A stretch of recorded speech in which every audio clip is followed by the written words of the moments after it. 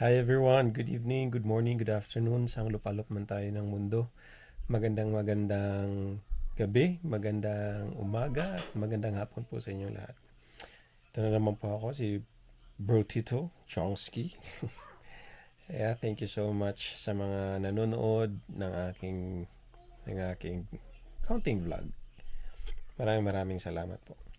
And sa mga nanood po sa vlog ko, yung God Bless the Philippines. Um, maraming salamat po at madami-daming nanonood. Nakita ko lang na hindi talaga tinatapos, but it's okay. I'm so very thankful na binibisita nyo yung channel ko. Anyways, story time. I was saying on that particular there's this post of mine I downloaded in YouTube about me talking about topics that I don't like to talk about. As I was saying, ito yung pamangkin ko. Hindi ko na siya papakita kasi bawal na yan. So as I was saying, I posted I downloaded uh, kalimutan ko na kung kailan, the two topics that I don't like to talk about. So, yun na yung side ko. If hindi nyo na napanood, so just watch the video. But anyways, um meron lang akong friend sa Facebook that asking me kung bakit daw na ayaw kong pag-usapan yung ganong topics. Sabi ko, para saan pa kung meron naman akong sensya na sa pamangkin ko maingay. Kung meron naman kung ayokong sa ayaw ko siyang i-discuss, di ba? I mean, nasa ayaw ko siyang gamiting, I mean, I really don't find any value about it. Like, you know, talking about talking about politics and talking about religion. So, yun nga, ayokong pag-usapan kasi I don't find any value about it. Di ba? Pero parang sa tono ng kanyang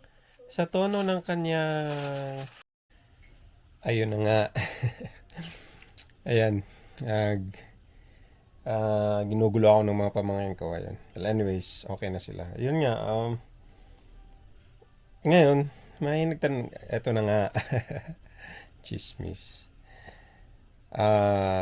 Nagtanong sa akin about sa nangyari sa Pilipinas. Kung ano daw ang stand ko. Nakita ko na discuss ko naman dun sa isa kong video na kung na-proven na nagkasala, then mananagot. I mean, kung hindi naman, edi tanggapin, di ba? Problema lang din kasi ang mga tao, meron ng mga sari-sariling bias, like anti-Duterte, pro-Duterte, anti-Marcos, pro-Marcos. Those people, they already have their own biases, like um, whether the claims are true or not. I really don't care. Like, if it's true, then yun nga, mananagot. Pero kung hindi naman, edi move on, di ba? Ano lang naman yun kung it's also kung uh, ang isa din is aminin kung nagkasala, di ba?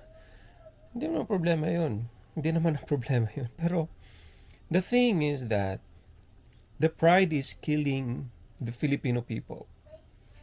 You know? I mean, kahit na alam mo ng sinabi ko na nga, wala akong pinapanigan sa dalawa. Pero alam mo nang mali, 'di ba?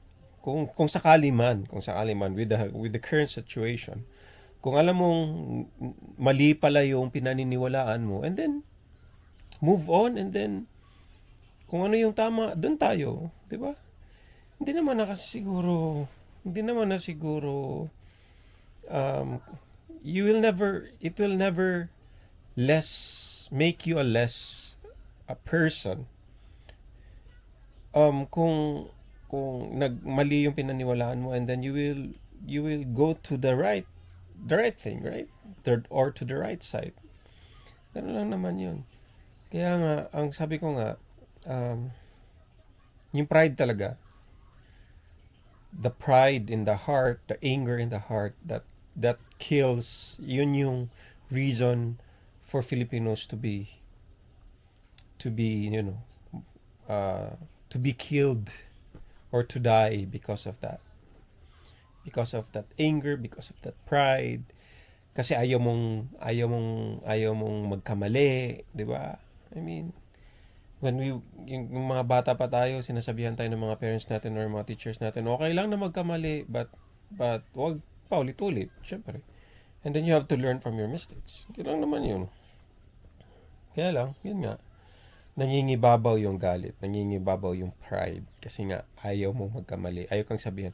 Lalo na yung mga iba, talagang galit na galit, yung talagang galit na meron nakita ko sa Facebook na sinasabihan ng mga taga pro Duterte, ay mga anti Duterte, ng bobo. Tapos yung kabila naman bangag. I mean, hanggang kailan ba ito matatapos kung nagtatapunan tayo ng bangag, nagtatapunan tayo ng mga bobo, mga ganong klase? Para saan pa? Just to prove that you're correct? I mean, proving things na talagang tama ka kahit hindi naman. 'Di ba? So, at the end of the day, sabi nga nung isa kong kaibigan, innocent pa rin until proven guilty, 'di ba? Yun lang. Yun lang kasi yun nga, parang sitwasyon, kahit na yung mga lawyers, yung mga manlilitis, kahit ICC, nawawalan na ng credibility kasi nga dami-daming lumalabas na mga na yung mga kuno. I don't know if it's true, but yung daw mga judges or lawyers ng ICC is na daw, parang I don't know kung totoo na may pinapanigan na kaibigan ni ganito, ni ganyan, whatever it is. So, ayun, patuloy na magpapatuloy. Ano ba yan? The problem will keep on going if mananatili ang galit at pride sa mga puso ng bawat Pilipino. Yun nga, ang sabi ko nga dun sa previous vlog ko na hopefully, at the end of the day, I mean, of course, first is we really have to pray for the healing of the Filipino people, the Philippines. And then,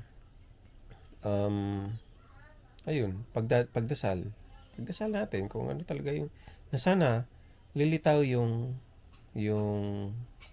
tama, right? Lilitaw yung tama at lilitaw yung truth, baga. Yun nga, sabi nga sa adage is, the truth will set us all free. And yeah, at the end of the day, we are all Filipinos. And at the end of the day, tayo yung naninirahan sa Pilipinas. So yun, yun lang. Sad to say is that the Philippine government, or even the laws ng Pilipinas, tainted na. Kaya patuloy yung mga galit at pride ng mga tao sa Pilipinas.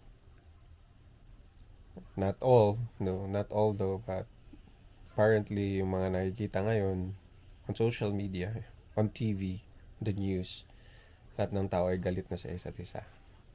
Sana I hope and pray that everything will be all right. Everything will be okay, and in the near future, sana maging payapa na din ang Pilipinas. Alright, let's pray for each other. Yun na lang siguro. Let's pray for each other, And set aside natin yung galit sa ating mga puso at pride.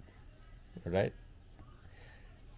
Yun na lang po muna and maraming salamat po sa inyong lahat. Bye!